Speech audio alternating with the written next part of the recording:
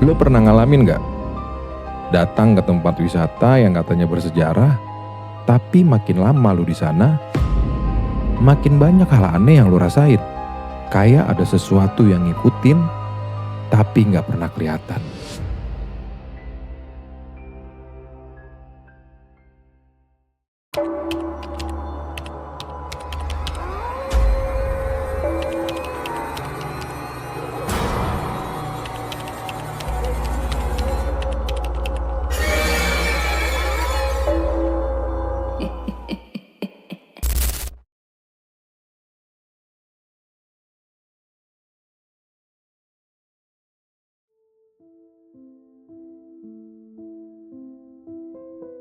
Assalamualaikum warahmatullahi wabarakatuh. Selamat datang di History's Channel. Tempat bercerita di mana ketika misteri menjadi teror. Untuk cerita kali ini, gue bakal bawain kisah tentang 3 anak muda dari Bandung yang awalnya cuma pengen berwisata ke sebuah bukit, tapi malah ngebuka sesuatu yang seharusnya tetap terkunci selama ribuan tahun. Tempat itu bernama Gunung Purwasari.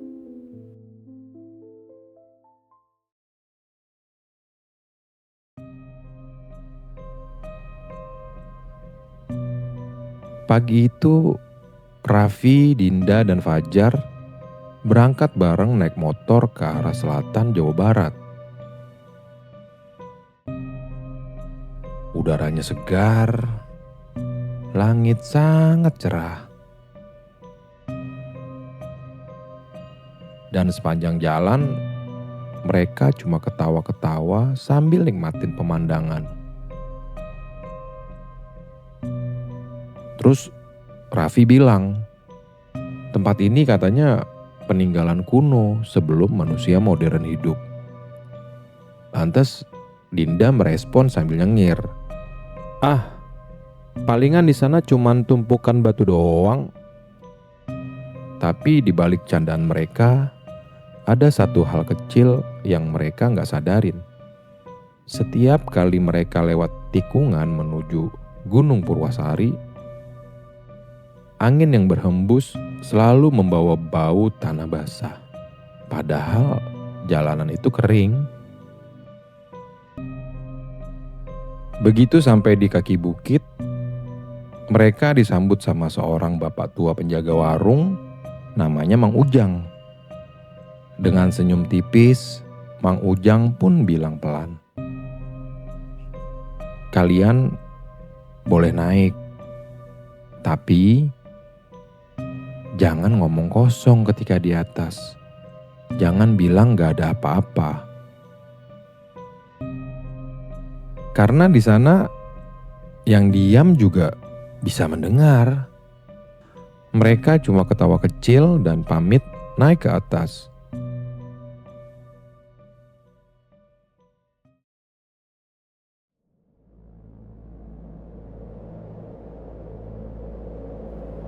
Mereka menaiki anak tangga batu yang tersusun rapi. Padahal tempat ini sudah berdiri ribuan tahun. Dan di kiri kanan mereka, pepohonan berdiri rapat kayak ngeliatin mereka.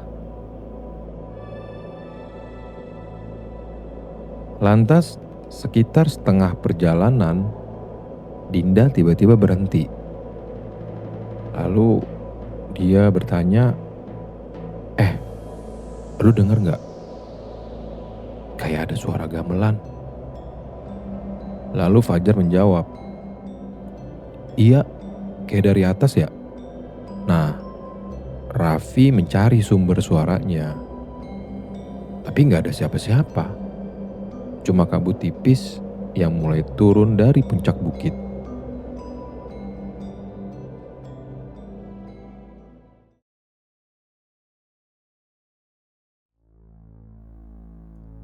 Begitu nyampe di atas, mereka langsung terkesima.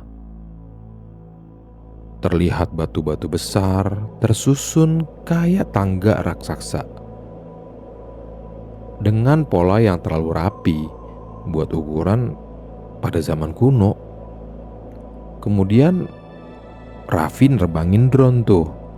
Nah, dari layar terlihat bentuk yang aneh. Susunan batu itu kayak mata besar yang sedang mengarah ke langit.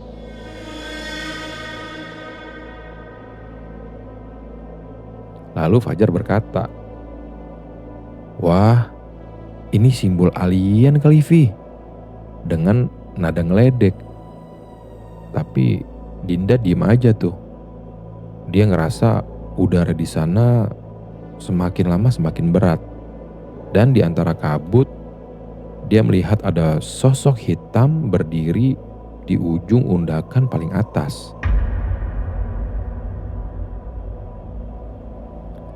Lalu ketika Dinda menoleh lagi, sosok itu udah menghilang.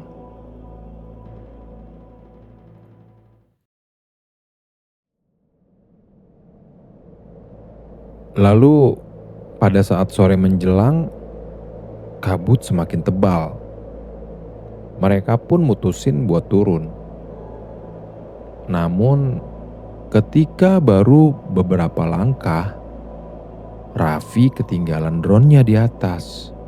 Nah, dia bilang, "Gua ambil drone dulu ya. Kalian tungguin aja di bawah, oke?" Nah, Dinda dan Fajar nunggu di tangga batu bawah. Sementara kabut terus turun pelan. 5 menit, 10 menit, gak ada tanda-tanda Raffi muncul. Tiba-tiba terdengar tuh suara langkah kaki dari atas.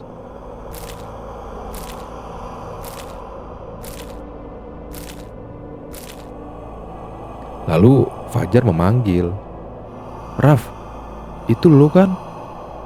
Tapi dari balik kabut muncul tuh sosok tinggi, kulitnya warna abu-abu, matanya menyala berwarna hijau. Kemudian Dinda langsung narik tangan Fajar dan lari ke bawah. Nah, suara gamelan berubah menjadi semakin keras, kayak ritual yang sedang mau dimulai.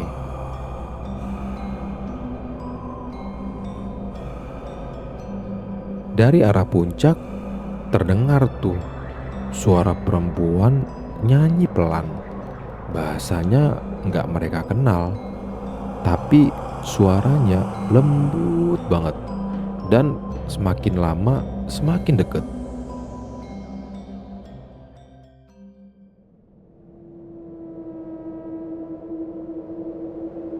Ketika mereka berhasil turun, lalu mereka nemuin Mang Ujang penjaga warung. Mang Ujang begitu dengar Raffi belum balik, wajahnya terlihat pucat.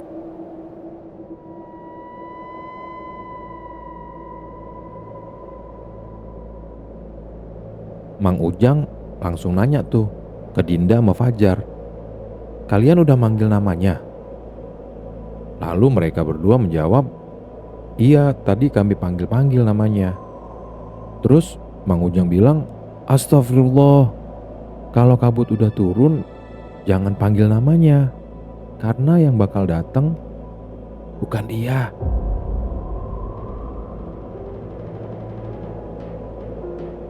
Beberapa menit kemudian, Raffi muncul dari balik kabut.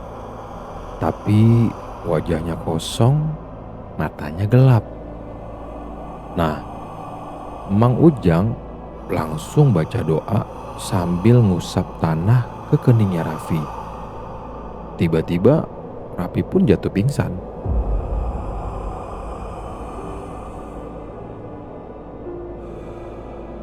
Nah, pas waktu sadar, suara Raffi pelan banget.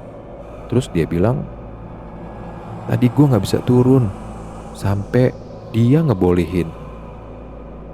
Di atas ada lorong batu, Di ujungnya ada perempuan duduk di atas batu. Terus dia tersenyum. Dia bilang, "Kamu udah buka jalan kami lagi."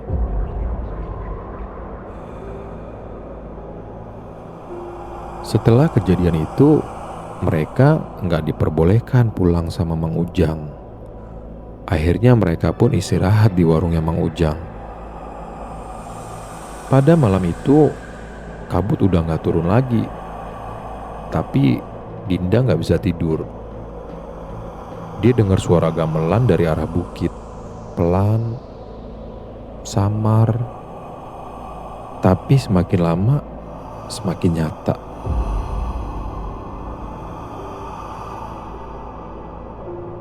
Beberapa hari setelah mereka pulang, Fajar ngedit hasil gambar yang dari drone. Di salah satu frame-nya, kelihatan tuh sosok bayangan berdiri di puncak batu. Bentuknya mirip manusia, tapi tanpa wajah.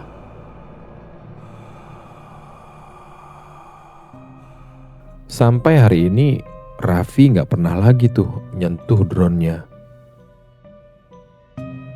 Dan Dinda juga sering bermimpi sosok bayangan hitam dari balik kabut. Sedangkan Fajar mulai menulis semua kejadian itu. Karena katanya cerita mereka belum selesai. Warga sekitar percaya mereka bertiga udah menyentuh gerbang bawah tanah Gunung Purwasari. Gerbang yang katanya menjaga keseimbangan antara dunia manusia dan dunia mereka. Dan sekarang gerbang itu udah gak sepenuhnya tertutup lagi.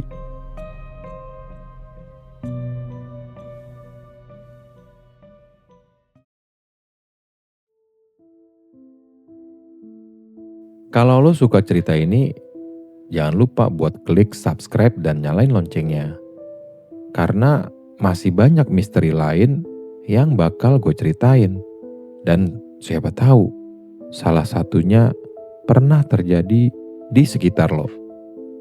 Assalamualaikum warahmatullahi wabarakatuh.